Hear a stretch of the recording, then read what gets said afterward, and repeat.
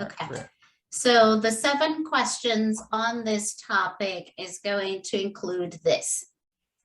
You notice there's a lot of them, 3 topics that are starting with disclosure. So we're starting with disclosure of your relationship, disclosure of interest, and then just disclosures. And then you have listing agreements. So you have the chapter listing agreements that will enhance this conversation.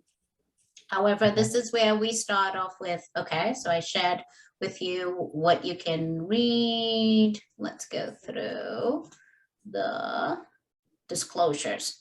The first one is when you get your real estate license in Maryland, you will need to take continuing education, and in Maryland, it's 15 hours. Part of that 15 hours includes an agency class, and it's 3 hours. So 3 hours, mandatory topic, agency. And everyone takes that. I think DC, you guys have what? Like, they just say 15 hours. Fair housing, yeah. Yeah, and then fair housing is the only one that's required, right? I don't remember, but I know it's fair housing, ethics, and Legal. legal. Yeah. Sounds Okay, about so right. we have 4. So still the same, fair housing, ethics, legal updates. Maryland now has 4, and the 4th one is on agency, and it's 3 hours. And that's everyone. So the keynote there is that it's everyone. And what I would add on is the instructors that teach it have to be trained by the Real Estate Commission.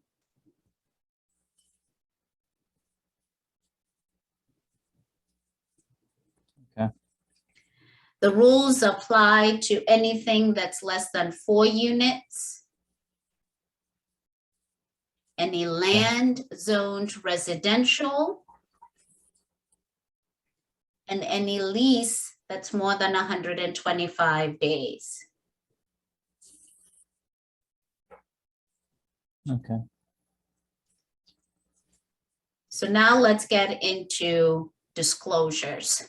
So first off, distinction of what a customer is and a client. Simply put, a customer is someone you don't have an agreement with. A customer is someone you don't have an agreement with. Therefore, when you have the listing, you have an agreement with the seller. When you get a buyer in that transaction, that buyer is your customer. When you have a buyer, you have an agreement with a buyer, they put in an offer, offer is accepted, the seller becomes your customer. So customer is anyone without an agreement with you, and that then also includes anyone going to Zillow looking for properties, anyone probably coming to your open houses, all those people are customers. No agreement, customer, no agreement. Okay. So Maryland will say you're going to help them. You're not really working for them. You're going to help them. And that's the wording they'll be using, assist. You're going to assist them.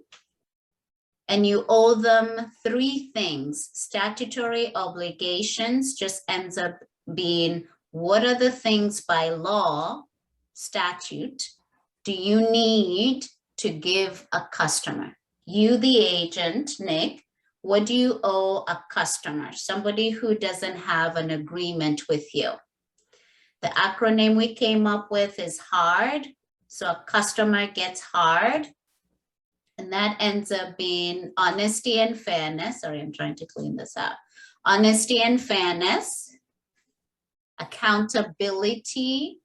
In terms of if they give you money, you're going to account for it, and you're going to make sure all the documents are signed and they have a copy of it. Reasonable care and disclosure of material facts. Customer gets HARD. Honesty, accountability, reasonable care, disclosure of material facts. Customer gets HARD. honesty and fairness, accountability, reasonable care, disclosure of material facts. Now, what are material facts? In Maryland, anything that would impact your decision to move forward. So, seller, are we going to continue selling once you know this? Buyer, are you going to continue buying once you know this? So anything that would impact the decision and also the amount in terms of what are we going to do? That is something that needs to be disclosed to everyone. Everyone means whether they're your client or not, they need to get material facts. So simply put, this is where material facts would be: the house has a solar panel system and it's leased. That's a material fact. The property has homeowners association, condo. That's a material fact that needs to be disclosed. Okay.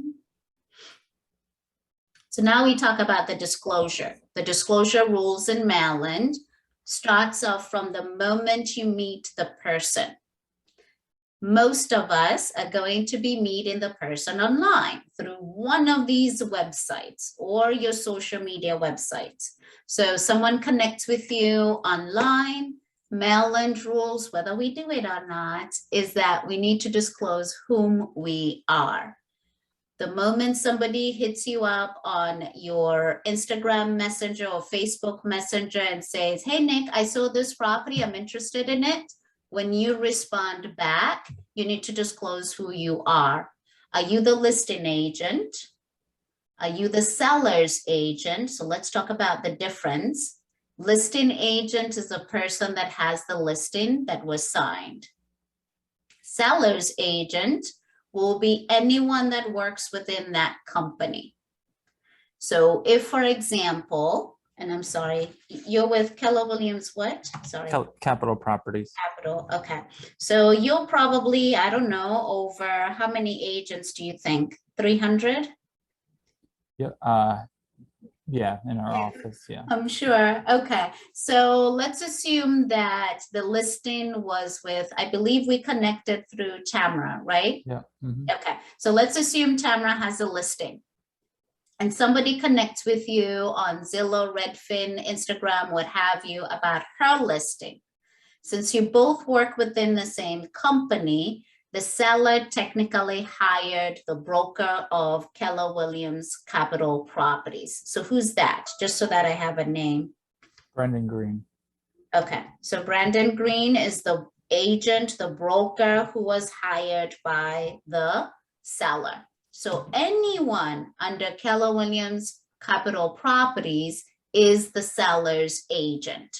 So when you're responding back to this person, you will say, how can I help you? I'm the seller's agent. The seller hired my company. How am I able to help you?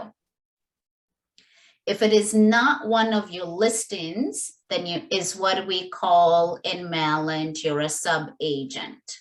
So if it is not one of your listings and it's not within your company, then you are a sub-agent. Sub-agent is somebody from a different company and they don't have an agreement with that buyer. Seller.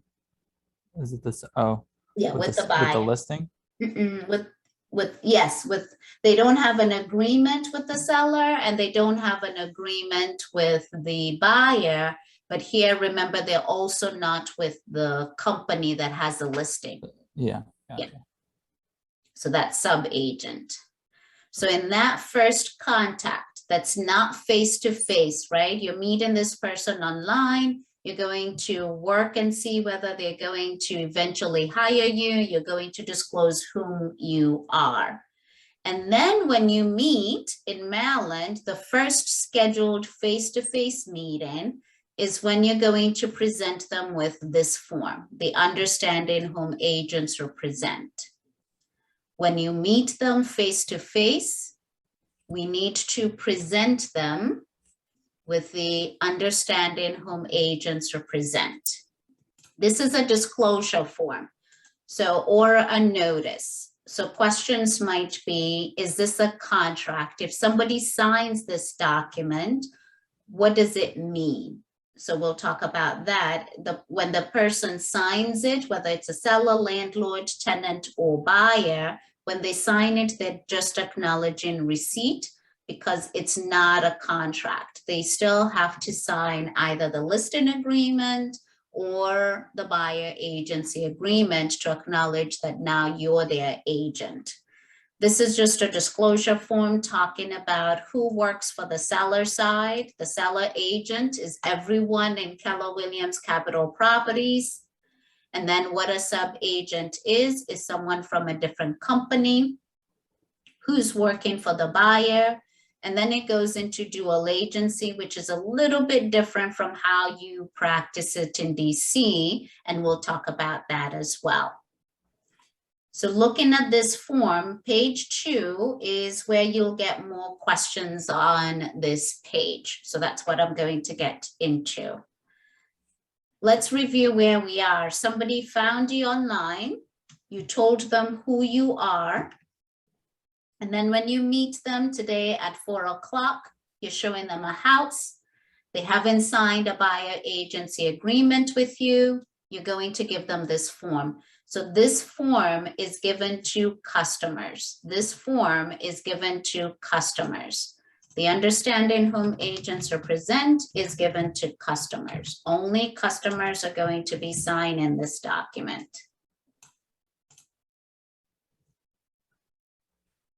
So what does this person do? Now, when it's a buyer, this buyer has these 3 choices. So you're meeting somebody today at 4. You're going to be showing them a house. You don't have an agreement with them. These are their choices. Sign it to acknowledge that they have received it and that you're going to treat them as a customer.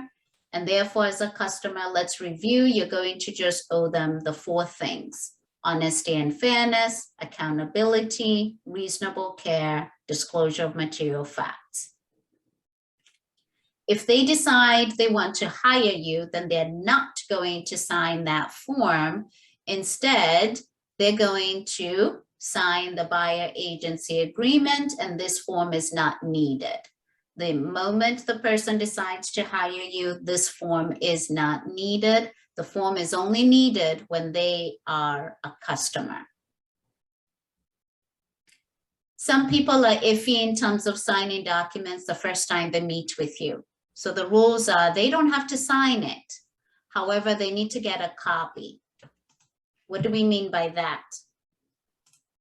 On page 2 of this document, if the person does not sign, here below, it gives me, the agent, the opportunity to acknowledge I did what I was supposed to do, and I gave them a copy. So point number whatever, 10, 11 so far is the consumer does not need to sign it.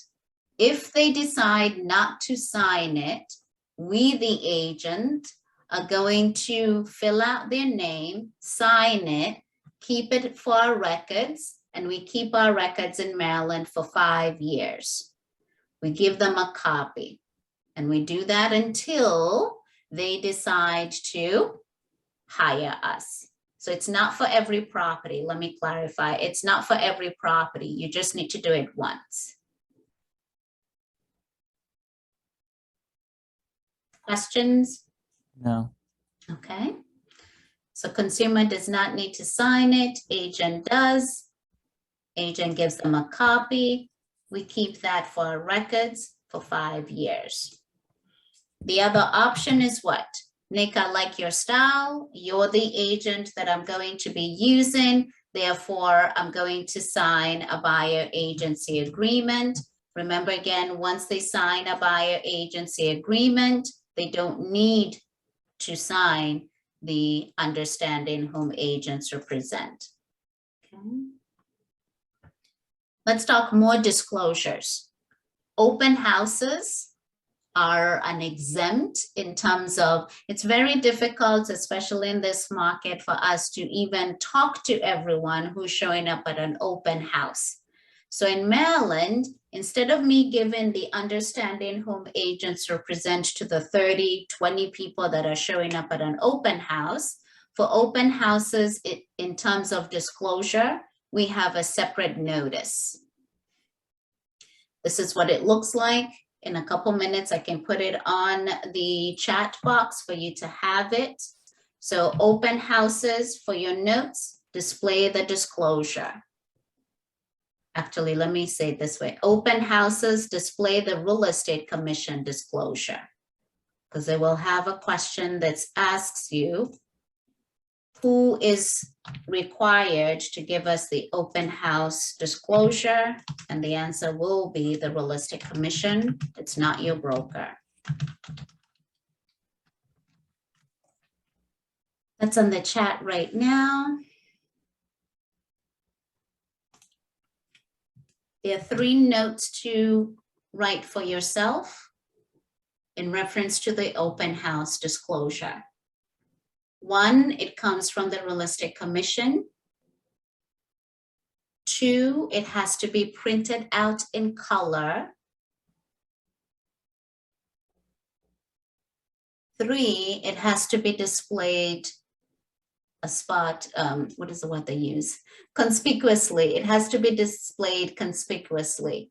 So all conspicuously means is that somebody needs to be able to see it. We can't have it digitized to where people are looking at it on your tablet or laptop. The real estate commission is specific that they want us to print it out and in color. So you're posting it either on the door, the table that people are going to be stopping by. Some people put it on the kitchen, and then I've seen some also go to the other levels and put it there as well. Okay. Now, why does this, what is the purpose of this? The people who are coming into the open house as if they forget need to be reminded that that person is working for the seller.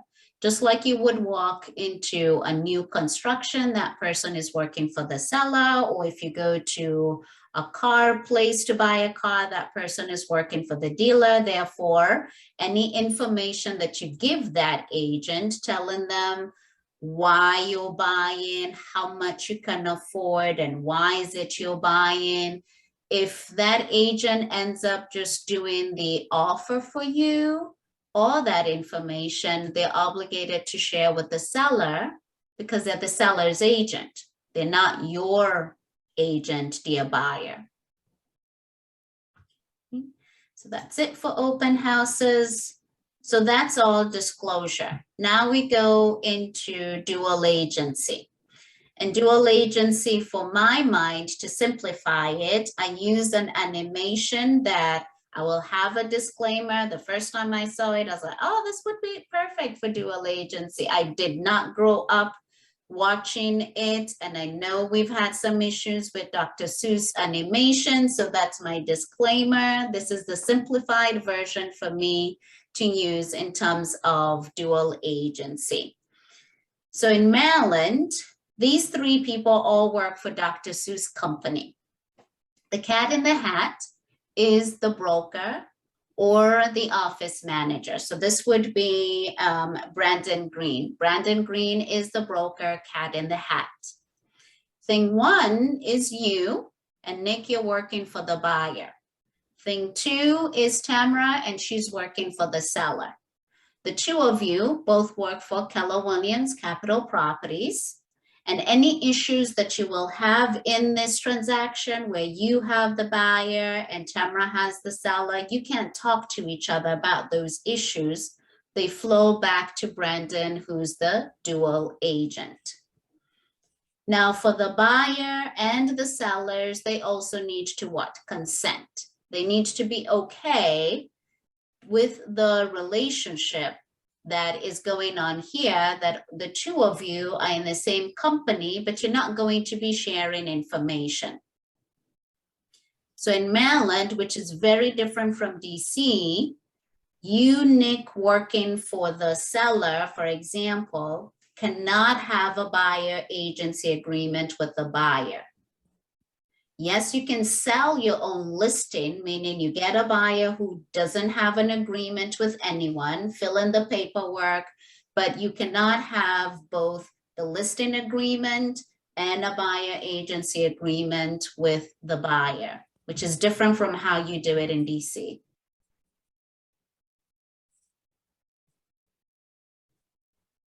The only person who's able to do that is the broker.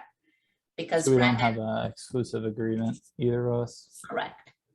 Yeah, you wouldn't. So if you were ever to have the situation where you have a listing that came about after, let's say I hired you as my buyer agent, we've been looking at houses and we can't find anything. This weekend you meet a seller, you sign a listing agreement, and while you're there, you're like, you know what, this house would be perfect for Brenda. In that scenario, before you even show me the house, we have two options. I terminate the agreement with you, and now Brenda is a customer. You cannot disclose anything about the sellers to me. And unfortunately, the sad thing is, now that I'm a customer, all the stuff that you know about me are no longer confidential. You have the right to know if you wanted to share with the seller. So that's usually the issue. So option one, before you show me the house, we terminate the agreement, you show me the house, or once we terminate it, you say, you know what, Brenda, I don't want to somehow slip.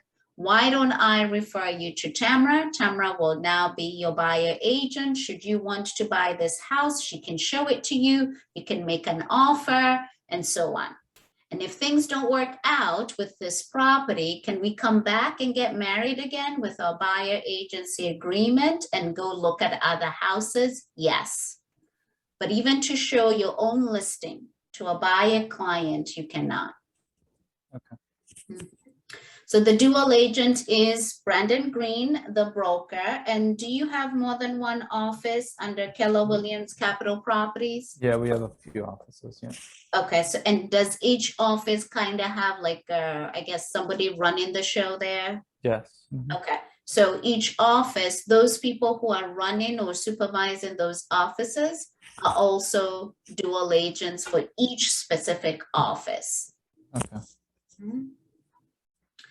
Teams, I know Teams is big in Keller Williams. So if you were to be part of a team, or if you're starting your own team, just note that the dual agent cannot be the one selecting who is going to be the person representing the buyer.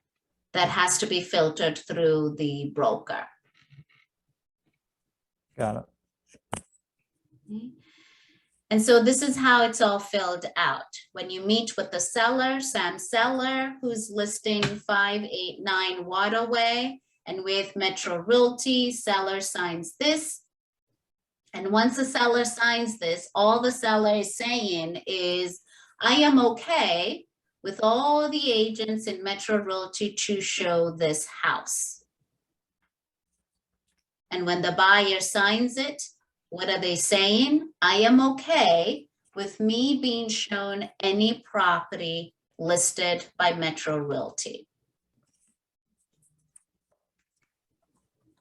When we eventually have it happening, you present an offer to Tamara's listing, then it's accepted. The bottom of page 2 will be what is filled out.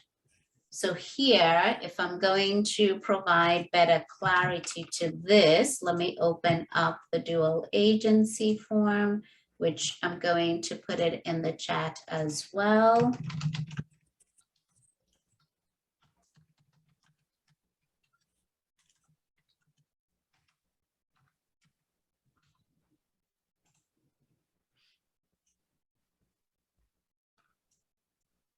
So this is a third disclosure we are talking about. We talked about the understanding whom agents represent. We talked about the open house. Now we are on the consent to dual agency. So consent just means permission. So if I go to page 2.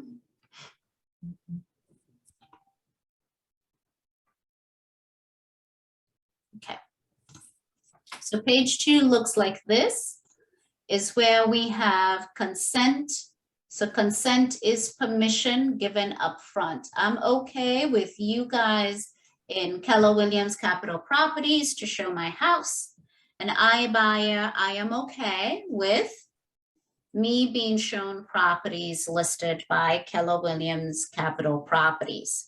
When it happens, when your property, when your buyer's offer gets accepted for Tamara's listing, then we're going to go to the bottom of this page and we're going to acknowledge it.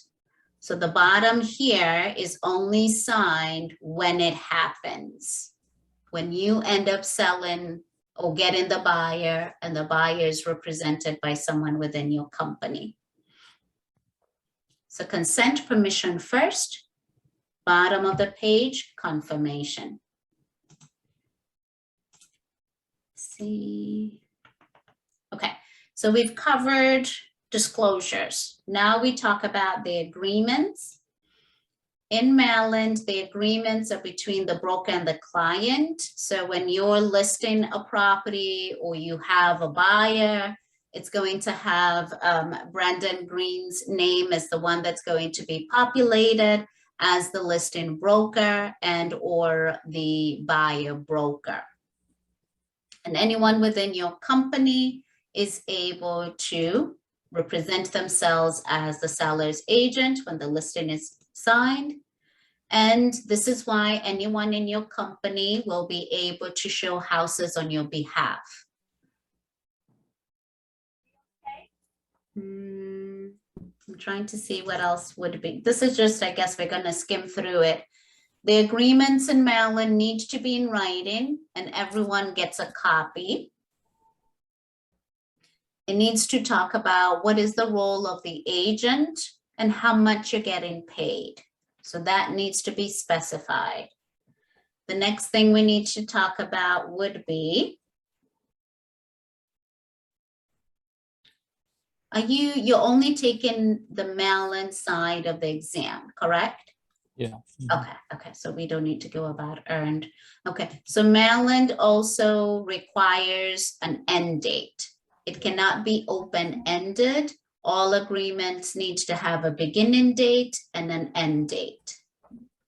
And also how you're going to get to the termination, how you're going to fire each other or how you're going to part ways, how you getting divorced. There needs to be a cancellation clause.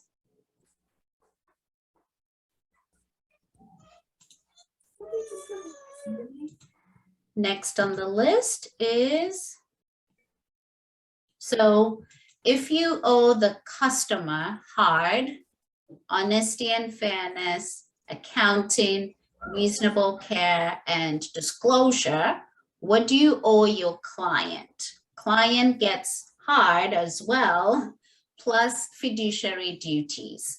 So clients are going to get fiduciary duties plus the statutory obligations. And the statutory obligations, again, was the acronym HARD. So as clients, they get this. The COLD AC is the acronym that we use. Care, obedience, loyalty, disclosure, accounting, and confidentiality. I'll give you a couple of seconds to write that. Let me know when you're done.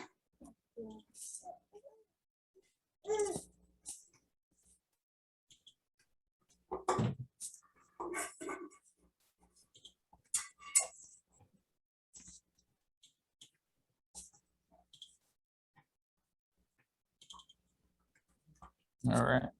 Okay, good.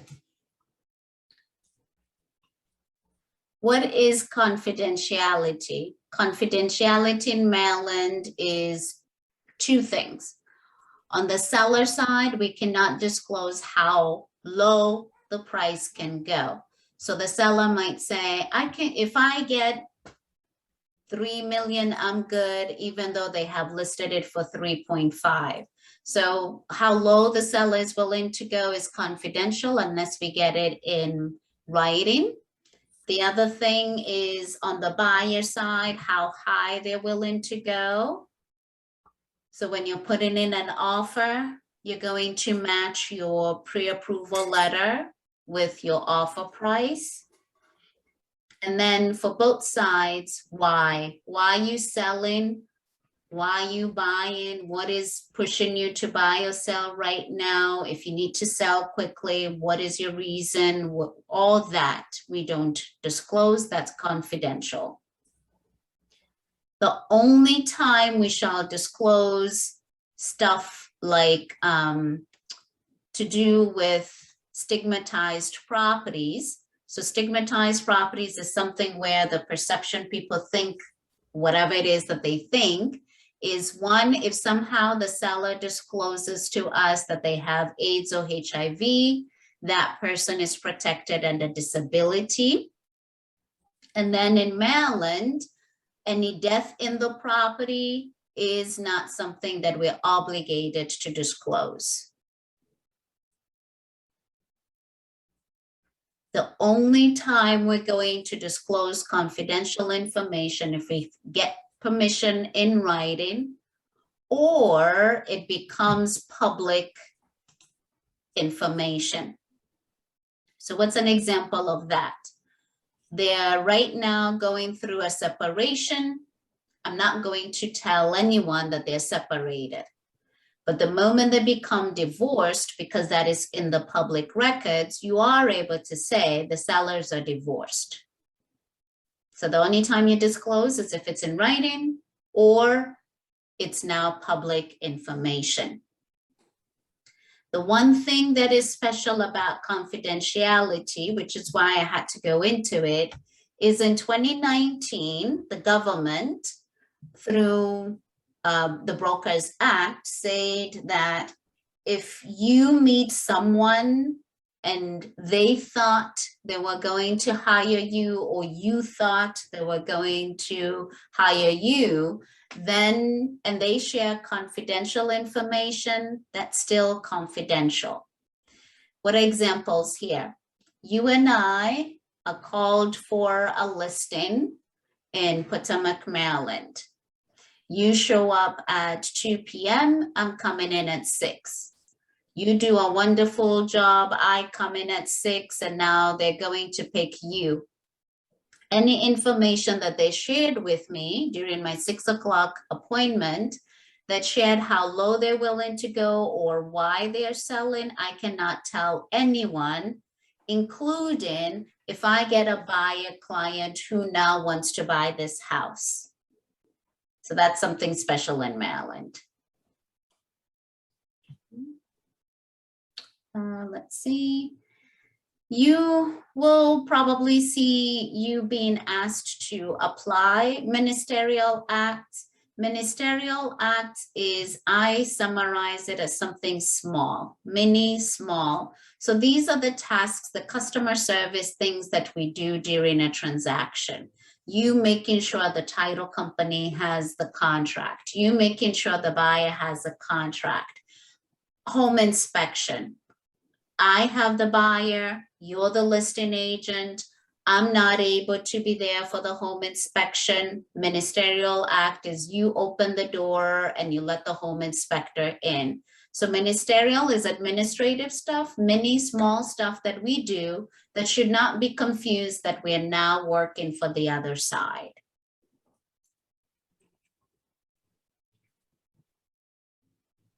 You're just helping out within the transaction. It does not involve, this is probably the key, it does not involve judgment or you using your expertise.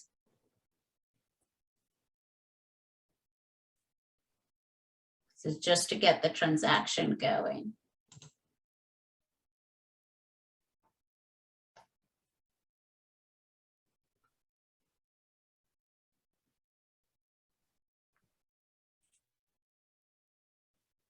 What is different with the next one, Magisterial? Magisterial to me sounds big.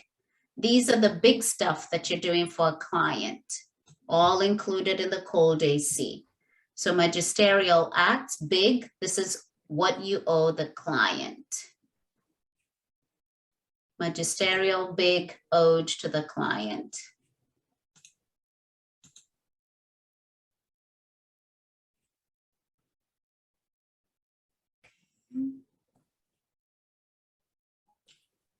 Working well with our time. So with kind of final points just to review is when it comes to, let's see. Hold on. Oh yeah, this is a good one. The commission or the compensation. Note that it's negotiable. I'm sure you're aware of it, right? There's no standard commission. Each company has their own minimums. Each property can command its own commission. It's between the broker and the client. You get paid directly from your broker. I think you already know that. Everything needs to be in writing. Let me go back to one. These were stuff that you were taught when you took your licensing exam. So we just review it quickly. Is when we have this type of an agreement, which is what most likely GCAR offers, is the exclusive right. The exclusive right, broker always gets paid, meaning if you can prove that the buyer found out about it as a result of your efforts, then the broker always gets paid no matter who sells the property. If the seller finds their own buyer, broker still gets paid with an exclusive right.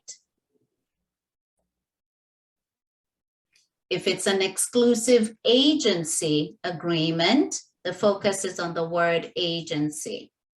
The broker, the agency, only gets paid when they produce a ready, willing, able buyer. The broker agency only gets paid with a ready, willing, able buyer.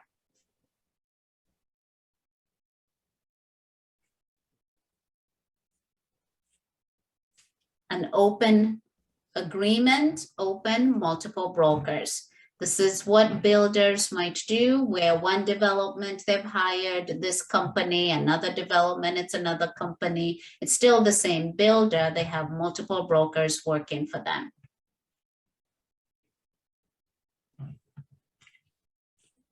Net listing is illegal because with a net, seller has said how much they want to net. Anything above is your commission. In Maryland, we know that the commission needs to be specified.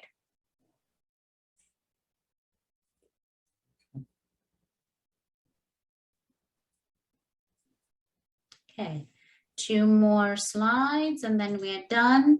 All offers need to be presented, good, bad, terrible, perfect. Seller is the one that needs to decide. All offers need to be presented to the seller. I did put in the chat box the disclosure disclaimer, which you have. Review that, the 4 pages, review that. In it, you will see these 2 points. There are 7 sellers who are exempt. If the seller is not exempt from filling that out and the seller is selling the property as is, they still need to disclose latent defects.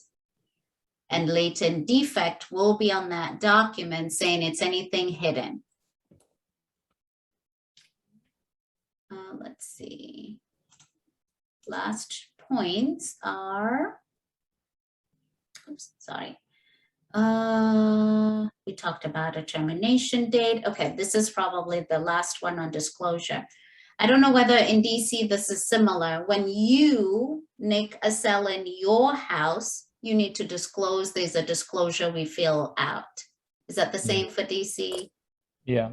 Okay, so that one, you know, probably what is added on the Maryland side is any employee within the real estate company.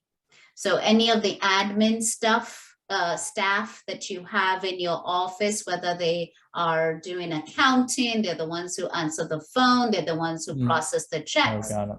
Yeah, when they're selling. Go ahead. If it's their house, you got to disclose. Yes, they got to disclose. And also when they're buying. So anytime they're buying, leasing, they have to disclose. And then your immediate family member. When you're helping your immediate family member, you also need to disclose.